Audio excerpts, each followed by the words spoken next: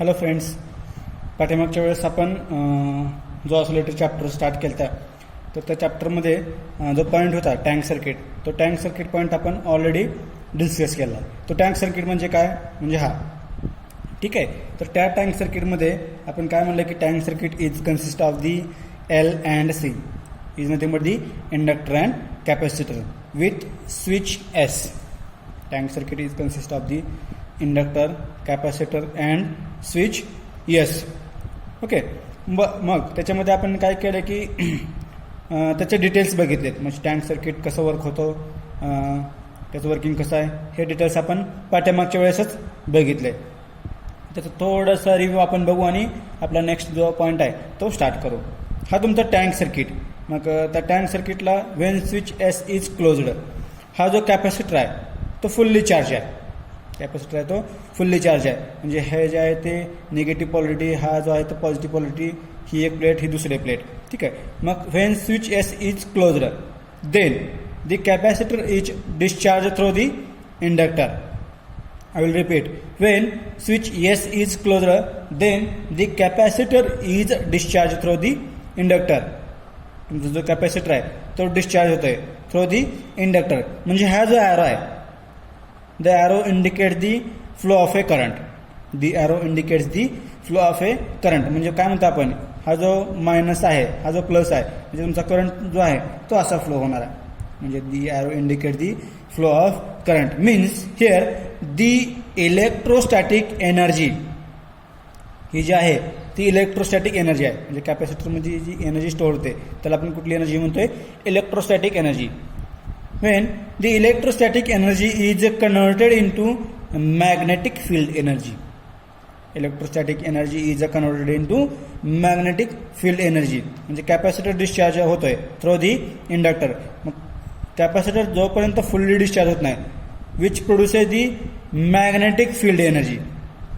Electrostatic energy is converted into magnetic field energy. म्हणजे diagram सेकंडमध्ये electrostatic energy is converted into magnetic field energy. इथं काय करतोय आपण, electrostatic energy is converted into magnetic field energy म्हणतोय. Okay. Similarly आता इथं काय केलं बघा, इथं काय म्हणलं मी, electrostatic energy is converted into magnetic field energy. म्हणजे तुमच्या इंडक्टरच्या अक्रॉस एक मॅग्नेटिक फील्ड तयार झाले. तुमच्या इंडक्टरच्या अक्रॉस एक मॅग्नेटिक फील्ड तयार झाले. म्हणजे कॅपॅसिटर फुल्ली डिस्चार्ज होतंय त्यावेळेस इथं मॅग्नेटिक फील्ड तयार होते. After that the magnetic field energy is collapse which produces the back EMF. Magnetic field energy collapse होते, म्हणजे करंट असा फ्लो झाला आहे बघा. इथं पण ॲरो दाखवला आपण, म्हणजे तुमचा करंट असा फ्लो होऊन असा फ्लो झाला आहे. म्हणजे इथं काय झालंय, मॅग्नेटिक फील्ड एनर्जी तयार झाले. मग ती मॅग्नेटिक फील्ड एनर्जी कोलॅप्स होते which produces the back EMF. मग मॅग्नेटिक फील्ड एनर्जी कोलॅप्स झाली. इथं काय करतोय आपण आता, magnetic field energy is converted into electrostatic energy. Magnetic field energy is converted into electrostatic energy. म्हणजे इथली जी मॅग्नेटिक फील्ड एनर्जी आहे ती magnetic field energy is converted into electrostatic energy. म्हणजे इथं काय करतो अजून, ही जी मॅग्नेटिक फील्ड एनर्जी आहे which produces the back EMF, आणि तुमचा जो कॅपॅसिटर आहे, मॅग्नेटिक फील्ड एनर्जी कोलॅप्स होते आणि तुमचा कॅपॅसिटर रिस्टोअर होतोय, रिचार्ज होतोय.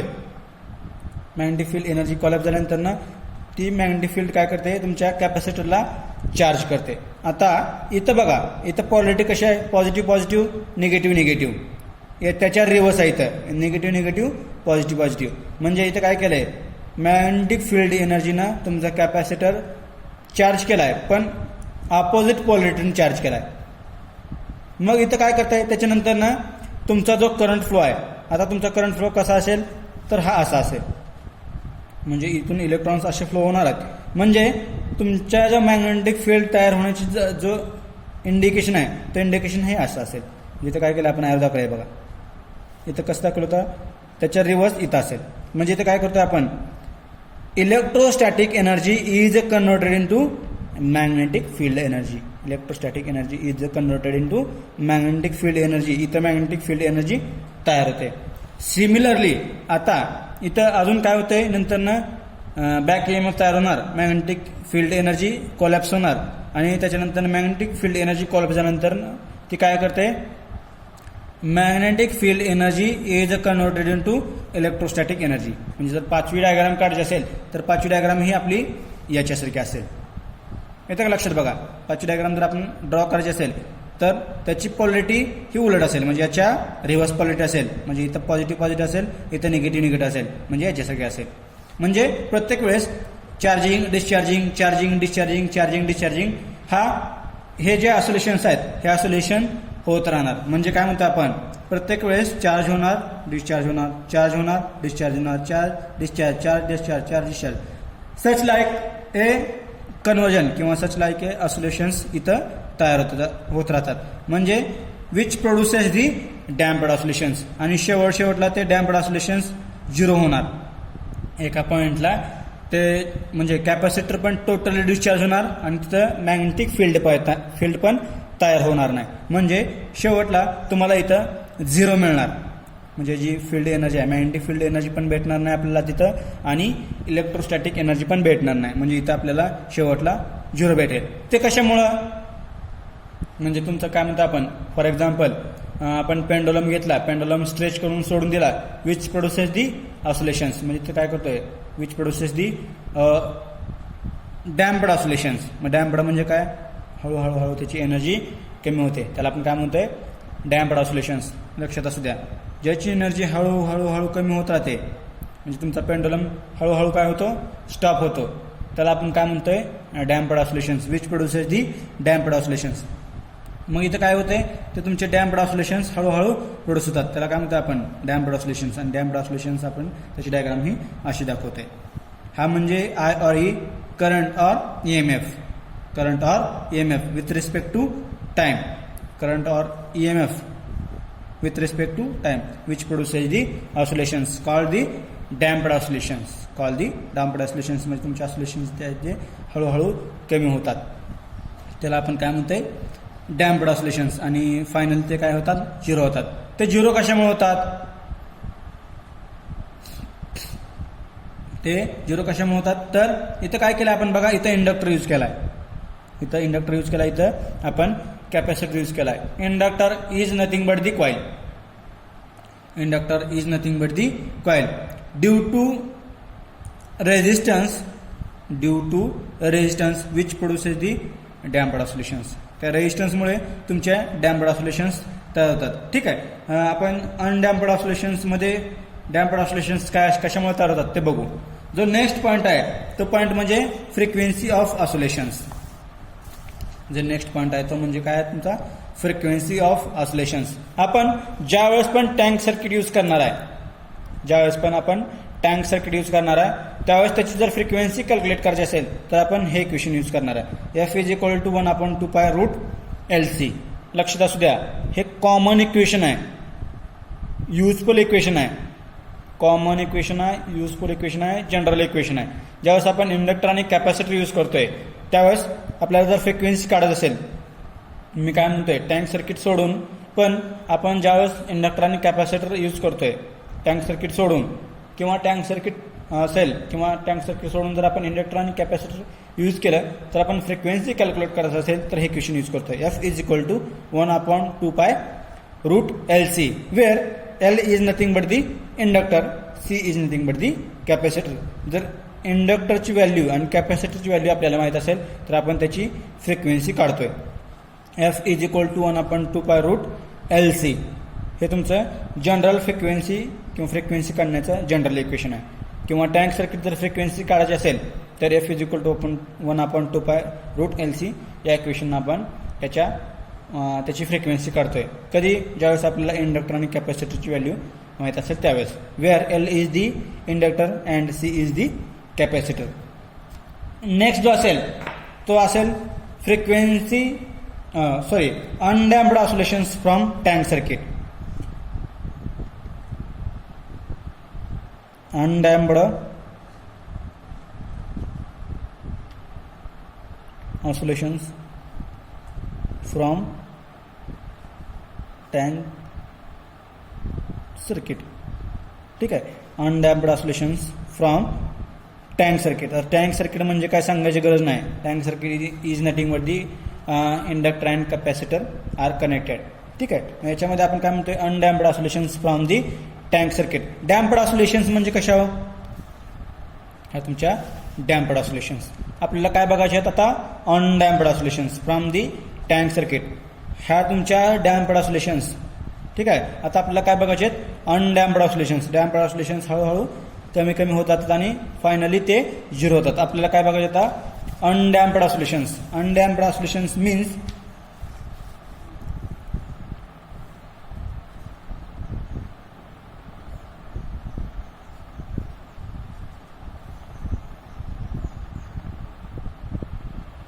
त्याची जी फ्रिक्वेन्सी असेल, त्याची जी वेव्हलेंथ असेल ती कंटिन्यू सेम असेल. त्याची जी वेव्हलेंथ असेल ती कंटिन्यू सेम असेल. याला काय म्हणतो आपण? अनडॅम्प्ड ऑसिलेशन्स. हे जे ऑसिलेशन्स आहेत त्या ऑसिलेशन्सला आपण काय म्हणतोय? Undamped oscillations. तर आपण ज्यावेळेस टँक सर्किट यूज करतोय त्या टँक सर्किटला एक एक्स्ट्रा एनर्जी सप्लाय करतोय. त्या टँक सर्किटला एक एक्स्ट्रा एनर्जी सप्लाय करतोय. ती एनर्जी म्हणजे I²R. ती एनर्जी म्हणजे I²R. म्हणजे टँक सर्किटला आपण जी एक्स्ट्रा एनर्जी सप्लाय करतोय, एक्स्ट्रा एनर्जी म्हणजे काय? I²R. टँक सर्किटला आपण काय करतोय? एक एक्स्ट्रा एनर्जी सप्लाय करतोय I²R which produces the undamped oscillations. I²R ही एक एक्स्ट्रा एनर्जी सप्लाय केल्यानंतर जी एनर्जी मिळते किंवा जी ज्या वेव्ज मिळतात त्या वेव्जला काय म्हणतो आपण? अनडॅम्प्ड ऑसिलेशन्स. ह्या तुमच्या अनडॅम्प्ड ऑसिलेशन्स मिळतात. कधी? ज्यावेळेस आपण एक एक्स्ट्रा एनर्जी सप्लाय करतोय. ती एनर्जी म्हणजे I²R. I²R ही एनर्जी तुम्ही जर टँक सर्किटला सप्लाय केली तर मिळणारे जे ऑसिलेशन्स असतील ते तुम्हाला अनडॅम्प्ड ऑसिलेशन्स असतील. ठीक आहे. जो नेक्स्ट पॉईंट आहे याच्यानंतर जो आपण नेक्स्ट पॉईंट बघणार आहे ते म्हणजे ऑसिलेटर्स आहेत. म्हणजे याच्यामध्ये आपण ह्या ऑसिलेटर चॅप्टरमध्ये 4 ऑसिलेटर बघणार आहेत. ऑसिलेटर चॅप्टर्समध्ये आपण 4 ऑसिलेटर बघणार आहे. आणि start with first oscillator, phase shift oscillator. या चॅप्टरमध्ये सगळ्यात इम्पॉर्टंट जे आहे ते म्हणजे ऑसिलेटर्स आहेत. 4 ऑसिलेटर. त्यातला फर्स्ट म्हणजे phase shift oscillator, second Colpitt oscillator, third Hartley oscillator and fourth crystal oscillator. First phase shift oscillator, Colpitt oscillator, Hartley oscillator and fourth one is the crystal oscillator. ठीक आहे. जो first आहे तो म्हणजे phase shift oscillator. जो first आहे तो म्हणजे जो आहे तो म्हणजे phase shift oscillator. Before the starting of oscillator मग थोडंसं त्याचं बेसिक डिस्कस करताय. त्याच्यामध्ये 1, 2 ते 3 बेसिक पॉईंट्स आहेत. ते बेसिक पॉईंट्स आपण काय करू? डिस्कस करू. म्हणजे काय म्हणतात त्याच्यामध्ये आपण त्याच्यात 2 ते 3 कन्सेप्ट्स आहेत. ते कन्सेप्ट्स आपण अगोदर समजून घेऊ. ते म्हणजे काय? Concept of AF and RF oscillator. Concepts of AF and RF oscillator. Concept of AF and RF oscillator means audio frequency and radio frequency. Audio frequency and radio frequency. For example म्हणजे आपण काय करतो इथं जर आपण याची frequency calculate करायची असेल तर काय करतो आपण? याच्यामध्ये फक्त एक वेव्ह कन्सिडर करतोय. म्हणजे अशी एक वेव्ह कन्सिडर करतोय. फ्रिक्वेन्सी म्हणजे काय? F is equal to 1/T. Frequency म्हणजे काय? F is equal to 1/T. म्हणजे काय म्हणतोय आपण? Number of oscillations passing per unit time. मग ऑडिओ फ्रिक्वेन्सी, रेडिओ फ्रिक्वेन्सी आपण कशी ठरवतोय? तर त्याच्या फ्रिक्वेन्सीच्या रेंजवर. त्याच्या फ्रिक्वेन्सीच्या रेंजवर म्हणजे काय? For example 1 kHz, 2 kHz, 3 kHz, 20 Hz, 30 Hz. Hertz which is the unit of the frequency. Hertz हे एक युनिट आहे, फ्रिक्वेन्सीचं युनिट आहे. म्हणजे काय म्हणतो आपण? फॉर एक्झाम्पल जर आपण 20 kHz फ्रिक्वेन्सी बघितली, 30 kHz फ्रिक्वेन्सी बघितली, 40 kHz फ्रिक्वेन्सी बघितली तर त्या फ्रिक्वेन्सीच्या रेंजनुसार आपण त्या ऑसिलेटरचं टाईप सांगतोय. त्या फ्रिक्वेन्सीच्या रेंजनुसार त्या ऑसिलेटरचं टाईप ठरवतो आपण. म्हणजे फॉर एक्झाम्पल जर frequency in between 20 hertz to 20 kilo hertz असेल, if the frequency is range between 20 hertz to 20 kilo hertz असेल, तर त्या फ्रिक्वेन्सीच्या रेंजला मी काय म्हणतोय, audio frequency oscillator. Audio frequency oscillator काय म्हणते बघा. जर फ्रिक्वेन्सीची range 20 hertz to 20 kilo hertz असेल, 20 ते 20 किलो हर्ट्ज असेल, तर त्याला काय म्हणते मी, ऑडिओ फ्रिक्वेन्सी ऑसिलेटर. आणि त्याचं एक्झाम्पल म्हणजे RC फेज शिफ्ट ऑसिलेटर. म्हणजे for example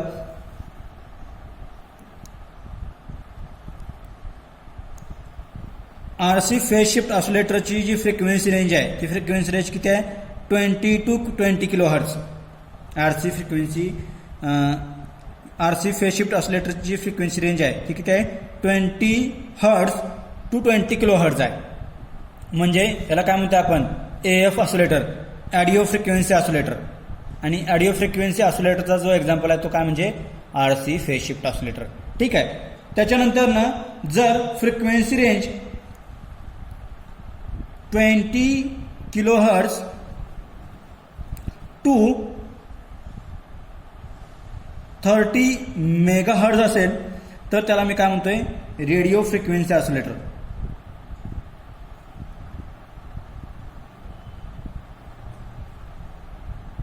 radio frequency oscillator. जर frequency range 20 kilo hertz to 30 megahertz असेल, तर त्याला काय म्हणते मी, रेडिओ फ्रिक्वेन्सी ऑसिलेटर. आणि त्याचे एक्झाम्पल्स म्हणजे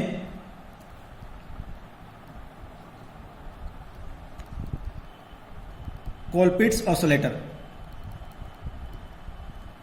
Colpitts oscillator and Hartley oscillator.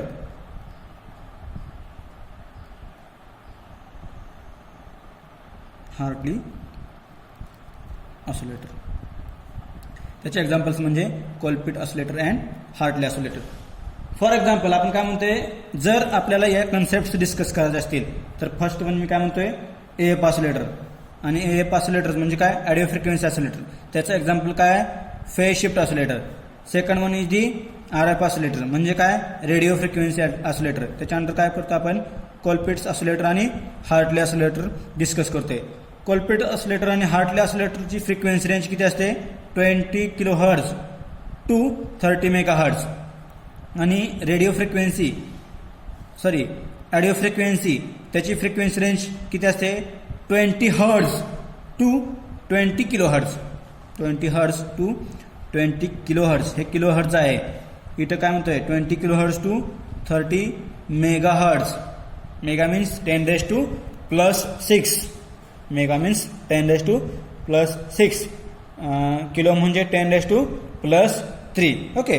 हे त्याचे कन्सेप्ट झाले. म्हणजे काय म्हणतो आपण, इथं काय करतोय, AF oscillator, RF oscillator discuss करतोय. AF म्हणजे काय, ऑडिओ फ्रिक्वेन्सी. RF म्हणजे काय, radio frequency.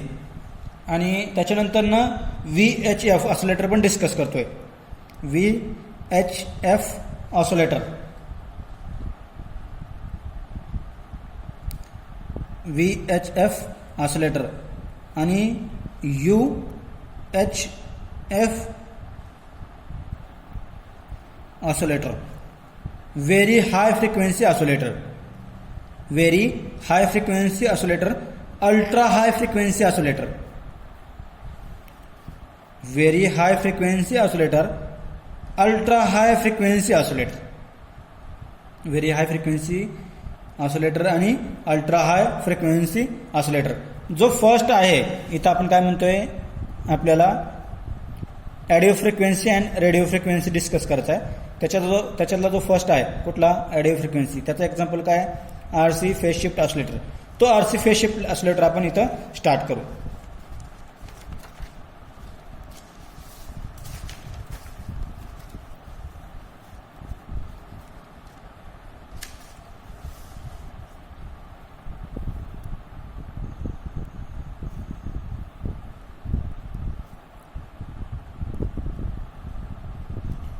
Phase shift oscillator.